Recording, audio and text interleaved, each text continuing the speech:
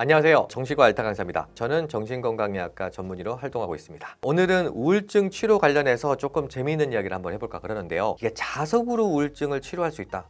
이런 이야기 들으면 좀 믿기 힘들죠. 근데 이게 실제로요, 전 세계 정신과에서 좀 시행되고 있는 치료법 중에 하나입니다. 이름이 뭐냐면요, 경두개 자기 자극술이라 그러죠. 영어로는 TMS라 그러는데 저희 병원에서도 하고 있거든요. 오늘은 이 치료가 어떻게 작동하는지, 약물 치료와 좀 뭐가 다른지, 그리고 실제 효과든지 한계라든지 이런 것들을 한번 과학적으로 한번 이야기를 해보도록 하겠습니다. 사람의 뇌는요, 어떻게 보면 전기로 작동한다고 볼 수 있겠거든요. 뉴런이 시그널을 주고받을 때 아주 미세한 전류가 흐르게 됩니다. 그러면 자석으로 전류를 만들어내면 뇌의 활동을 좀 조절할 수 있지 않을까 해서 이런 단순한 아이디어가 이 TMS, 경두개 자기 자극술의 어떤 시작이었거든요. 1985년에요, 영국의 바커 박사가 처음 이거를 시연을 했고요. 2008년도에는 미국 FDA에서 우울증 치료용으로 이 TMS가 공식 승인되게 됩니다. TMS는 어떻게 작용하냐면요, 머리 바깥쪽이죠. 두 개 외부에요, 자기 코일을 대고요, 짧고 강한 자기 펄스를 쏘는 방식입니다. 이 자기장은요, 두개골을 통과해 가지고 뇌 표면 뉴런의 미세 전류를 유도하게 되거든요. 이게 어떻게 보면 비침습적 뇌자극이라고 볼 수 있겠죠. 주로 뇌에 자극하는 부위는 전전두엽 되겠습니다. 전전두엽이요, 어떻게 보면 생각이라든지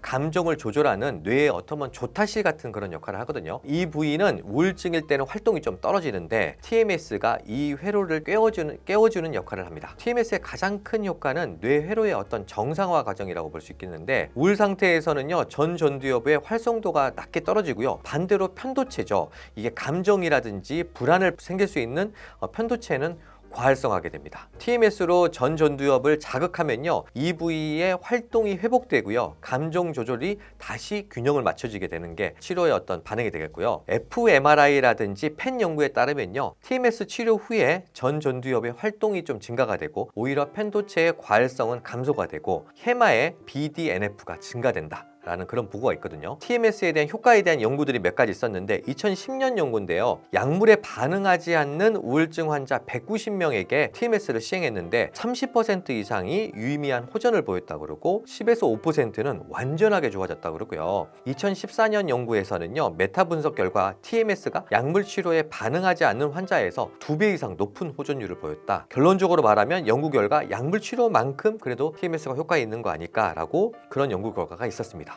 그런데 TMS가 어떻게 보면 가장 좋은 치료 아닐까라고 생각이 들지만, 우리가 그냥 비용적인 면 때문에요, 사실 1차 치료로 권하기는 좀 어렵습니다. 건강급여가 되지 않거든요. 그래서 비급여로밖에 쓸 수 없기 때문에 비용이 생각보다 많이 나오게 됩니다. 그러면 언제 제가 추천을 하냐면, 보통 약물 치료가 효과가 없을 때, 약물 치료의 부작용이 굉장히 심할 때, 아니면은 처음부터 증상이 너무 심하시는 분들 있잖아요. 그럴 때는 약물 치료와 같이 동시에 좀 치료하는 경우도 있고요. 그 다음에 약물을 복용을 못하는 경우, 특수한 경우도 있습니다. 대표적으로 이제 임신이 되겠죠. 임신일 때는 TMS 치료를 권하게 됩니다. 현재 TMS 치료는요, 우울증에만 효과가 있냐? 다양한 정신질환으로 연구가 좀 확대되고 있는데, 강박장애 같은 경우는 FDA 승인이 2018년에 났고요. 불안장애라든지 PTSD, 조현병의 음성 증상 같은 게 지금 임상실험 중이고요. 알코올이라든지 니코틴 중독에 효과가 있다, 그런 보고도 있고, ADHD라든지 만성 통증, 섬유근육통 같은 경우에도 효과가 있다라는 그런 보고가 있습니다. 부작용은 뭐가 있냐면, 가벼운 두통 같은 게 조금 있을 수 있고요,